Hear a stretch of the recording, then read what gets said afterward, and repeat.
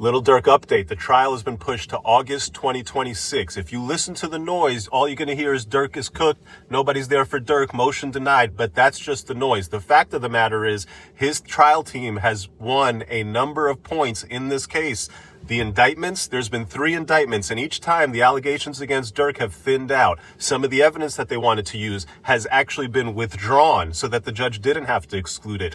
I'm going to take you through it piece by piece. I'll leave the best parts for the end. First, when they charged Durk, the main allegation about him rapping in his lyrics was this lyric about him going, told me they got an Addy, got location, green light, seen your son on the news screaming, no, no. Okay, that lyric, if you play that lyric, then you play the video of Quando next to the murdered victim, no, no, you would have won major points with a jury. That lyric's not in the indictment anymore because Findling showed that those lyrics were written well before the murder. Couple more points. When they bought this case, they said the conspiracy started in August 2022. That's when Durk arranged to get these rentals, these flights. That's when he made arrangements for the bounty. Then they switched that and they said, actually, the conspiracy started back when Vaughn died in November 2020. And they had to do that because they needed to bring in more lyrics. They needed to bring in Instagram comments and the podcast comments to build that whole story because it wasn't enough to just show him paying shooters and show him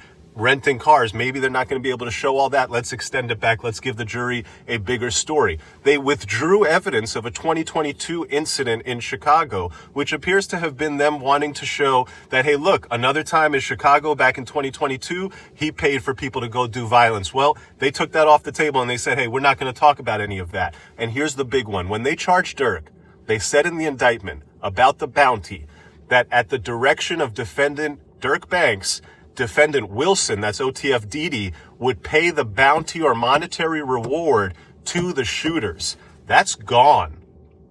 We know OTF Didi Wilson is going to trial. So their main allegation on the bounty that Durk told Didi to pay the shooters is gone, and they're pivoting to another way to prove the bounty. What did they pivot to? They say the consideration, the thing Durk promised for the murder, was lucrative music opportunities with OTF, putting people in videos. That's their theory of the bounty payment. That is where you make your defense. The murder for hire statute requires quid pro quo. The murder has to be committed in exchange for something of economic value, not an after-the-fact gift, not something that you would have just happened anyway, not something you do normally as part of your business, an actual contract.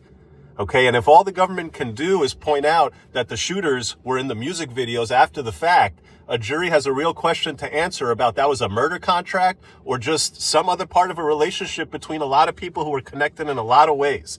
Interestingly, at the same time that the government pivoted from saying Didi paid the shooters to saying, hey, it was putting people in music videos, they also added a fallback charge. So when they bought the case, the original indictment, there was no stalking charge. In the second superseding indictment against Durk, they added a stalking charge. And the stalking charge is important because it doesn't require any contract. No quid pro quo, no bounty, no payment theory. You can add that charge and simply prove that, hey, he was telling people to go do this. He didn't necessarily pay them to go do a murder, but he was telling them to go follow that guy. He was telling them to go stalk that guy. And a jury can look at it and say, a lot like in the Diddy case, that, hey, not exactly sure here.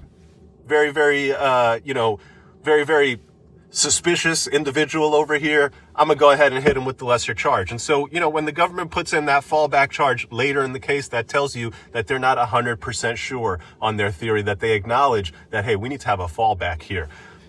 Keep an eye out for a couple things. One, the motion for an anonymous jury is still hanging out there. That means that the jurors go in there and their identities and names and addresses are not revealed. If that motion gets granted, it's going to change the complexion of this case significantly, because if you're a juror and you go in there and the judge tells you, hey, we're going to keep everything confidential and your identity secret because this is a dangerous case, well, you might rule a certain way based on hearing that information. The other thing to keep an eye out for, not all of the lyrics have been ruled on. A lot of the lyrics, especially those lyrics that have to do with bounties, the judge said, hey, we get to closer to trial and I see how the government is going to try to prove a bounty. That's when I'll decide whether these lyrics about bounties are relevant.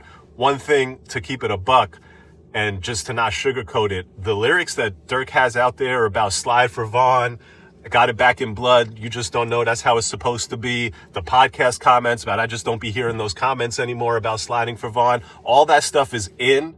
All that stuff is incredibly damaging to Durk.